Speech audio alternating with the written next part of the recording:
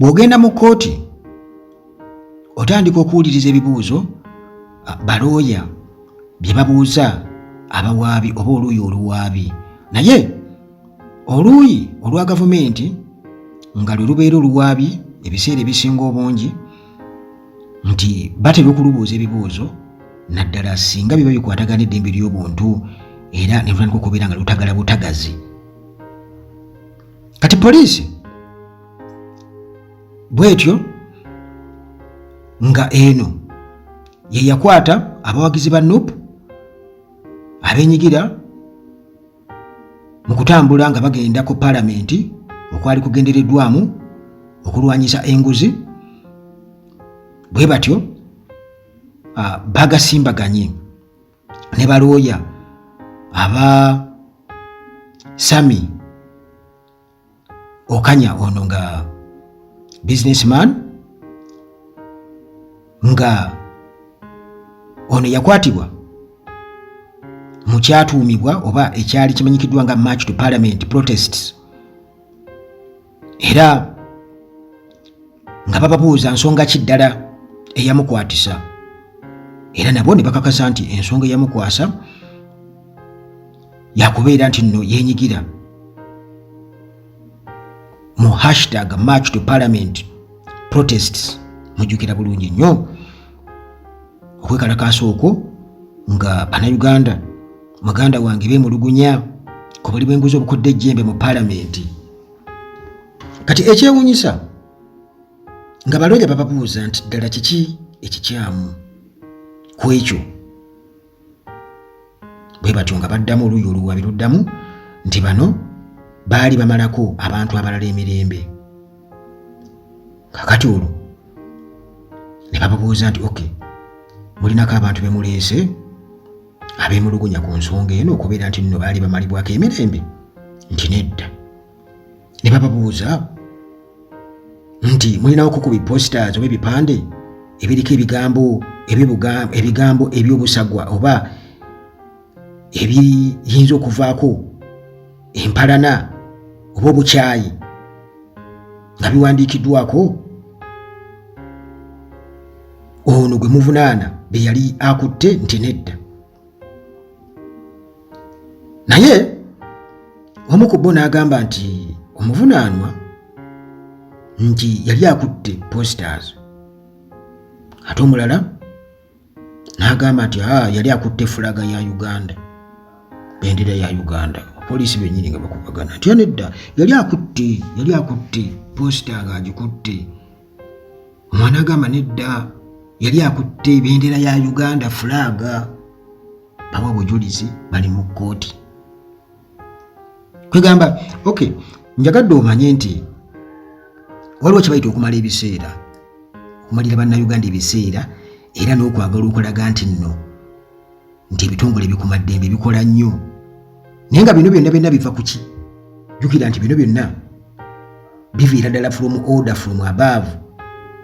era ng'ekigendererwa kyakubeera nga basayira ensinga. Gwe Munnayuganda olina okuba nga gw'osirise omumwa ogusibyeko zipu, tosobola kwogera ku kintu kyonna. Kakati munnange newankubadde nga omulamuzi Kayizi akyakakasa nti Sami akyalina okubeera ku remand, nga balooya be bamaze okubeera nti bakakasa nti nno ajja kukomezebwawo nga 11. Omulamuzi Kayizi akimanyi bulungi nnyo nti ono alina abaana, era balooya nga beebuuza nti ddala ekyo naawe okimanyi nti alina abaana, naye ali wano ku bintu ebitaliimu. Naye nga ggwe muzadde, katugeze bubeera omulamuzi tekujja kukubeera muzadde mu kaseera kano naawe okubyamu n'ogamba nti okay, bweriba nga ddembe lya muntu okubeera kale nga yeekalakaasa mu mirembe, talinaawo kikyamu kyonna kye yakoze, naye ate ono alina abaana. School fees mukimanyi nti nno abantu bazitwalayo mu bitundu ku ssomero, kakati ate omusibidde awo, naawe olabira ddala nga mutuufu waliwo ekikyamu. kakati bino byonna nga binkugambye nti obuzibu order from above, era nga singa bino byonna oba ebigendererwa bannayuganda ebya order from above bannayuganda babigaana nti ebintu bye bitebyokumala obudde wakati eno case study eya Sami Okanya naye ate bannayuganda bangi nnyo nabo bali mu mbeera efaanaganako bwetyo, bamaze ebbanga mu makomera, bakyala babe bagenda okuvaayo nga bagenda okubata nga babatwala dda, amaka ne gasasika, abaana bali mu kulonda bucupa ba scrap, bucupa buno obwa plastic ne scrap. Kakati nga bwe nkutegeezezza nti bino byonna obuzibu order from above, kubanga jjukira nti General Museveni kennyini yatutegeeza era yatuuka n'okwemulugunya ng'agamba nti poliisi mbu yeekwata abo beekwata mu kwekalakaaza, mbu ate neemaliriza ng'ekolaganye nabo neekola ki neebata, nga yeemulugunya ku poliisi yeeyagala bakwatibwe. Era ekyo bakitakako sitoore ennene nnyo nti abamu babeera bapanga kugenda bweru, bagala kufunirako paasipooti n'ebirala, nti bapanga ne poliisi ne babawaayo ssente mu mbeera efaanaganako bweru. Naye okusinziira ku lipooti General Museveni ze yatuwa agamba nti waliwo abakolagana n'abagwira baba foreign powers, era nti nga baagala okuzza emisango, nga beerimbise mu kwekalakaasa, nga baagala okuzza emisango, era nga beerimbise mu kwekalakaasa olubbulemu bagiteeke kwabo abeekalakaasa mu mirembe oboolyawo. Kati y'ensonga lwaki nti baakwatibwa bwe baali bagenda kukyankalanya bannayuganda, nti ye baayita foreign powers baali balina bye bataddemu ssente tebajje bakola obuvuyo e Kampala. Kati nga boolaba bwe byali e Kenya, kubajjukira nti biseera ekyo ne Kenya aba Generation Z baali bafuuse aba Gen Z muganda wange, era Ruto n'abaako biyerekereza mu nkola eyakugwe batabulako kyakola kikyakusuuza. Naye wano Uganda General Museveni si kyangu kumusuuza, si kyangu kubanga ye already alina amagye wano. Rule of law tekola, revolution yeekola nga muhoozi bwe yakakasa. Kiba kitegeeza nti waakiri okufa okubwa essasi n'ofa, naye gwe okuvaayo ng'omuntu owa wansi oyimusa eddoboozi lyo ng'olwanirira eddembe lye ery'obuntu, nti era liteekebwemu ekitiibwa nti ne kkooti bawulirize. Ekyo wano Uganda si kyangu.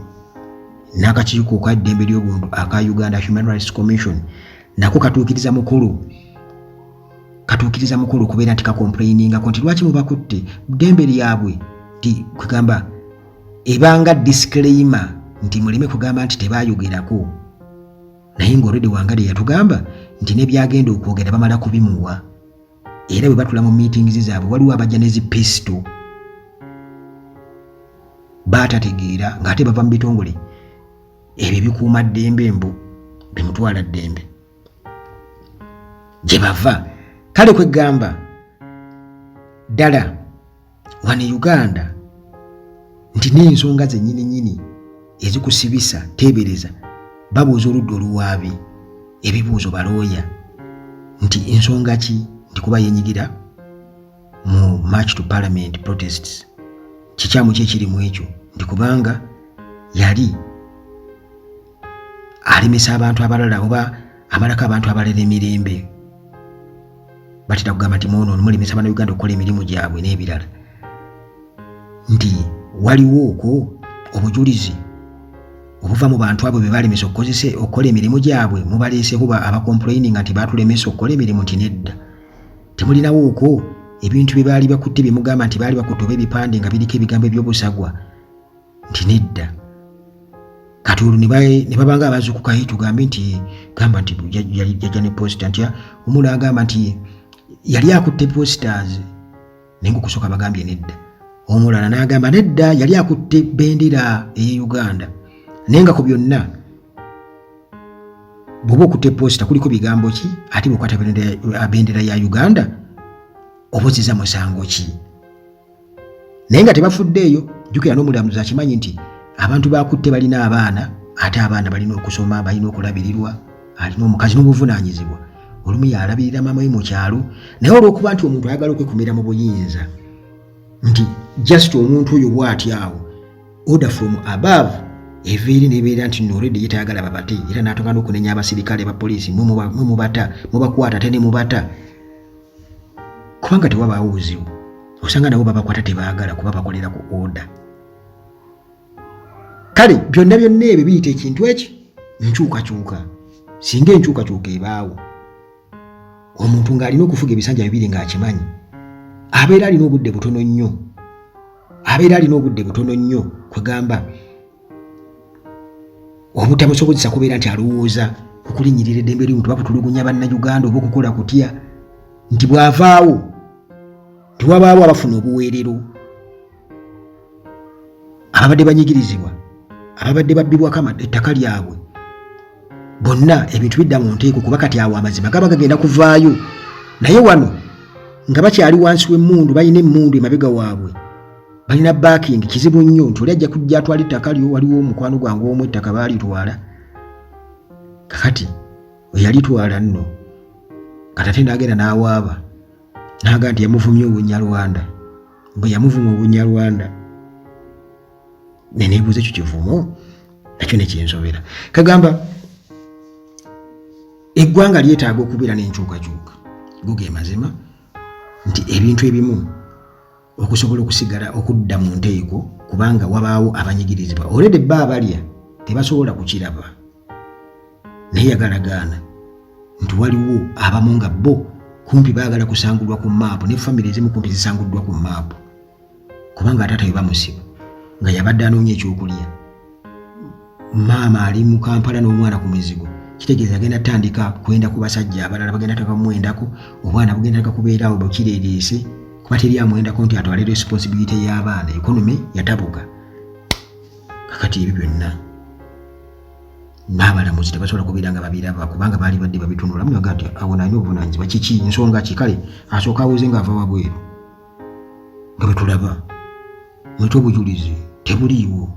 naye at least asigala akyayamba ku baana kuba gavumenti tesobola teyeemalirira tesobola kulabirira baana n'abantu ne wano mu covid baali mu kuliisa abantu emmere okubabunya bonna n'emitwalo 10 tebaakola ki nze nagirinda ku ssimu saagiraba so nga ate baatuteeka mu lockdown emyaka 2 mirambirira amawanga amalala gagguddewo ag'okumulirwano Rwanda Kenya bonna bagguddewo Tanzania ffe tukyali mu lockdown naye nga tebakyalira n'okugabira abantu emmere ebabone n'essente tebazirina tebasobola n'okuwaako abantu kubanga jjukira nti abantu abaafa mu lutalo olwayita Museveni bakunukkiriza baweza basukka mu kakadde naye tebasobola kuwaako n'emitwalo 5 hafu oba kwota y'abantu abaafiira mu lutalo olwabaleeta mu buyinza nga tebasobola kubaliisa teebereza tuganga onoga nti olikafuneyo just akasawo k'akawunga katono ak'ekkiro 10 oba 5 tekyasoboka naye nga bakulaga bo bali ku mbeera eraga nti bali ku mulamwa covid yabakolera sente nnyingi nnyo bamukozeseza mu byobufuzi naye nga bannayuganda bo bacoppa bizinesi zifudde abalala bazze mu byalo abali mu kikuubo bakaaba bo babagaanira ddala okugya ebintu byabwe mu maduuka ne bivundira omwo kwegamba gwe bayita omutima omubi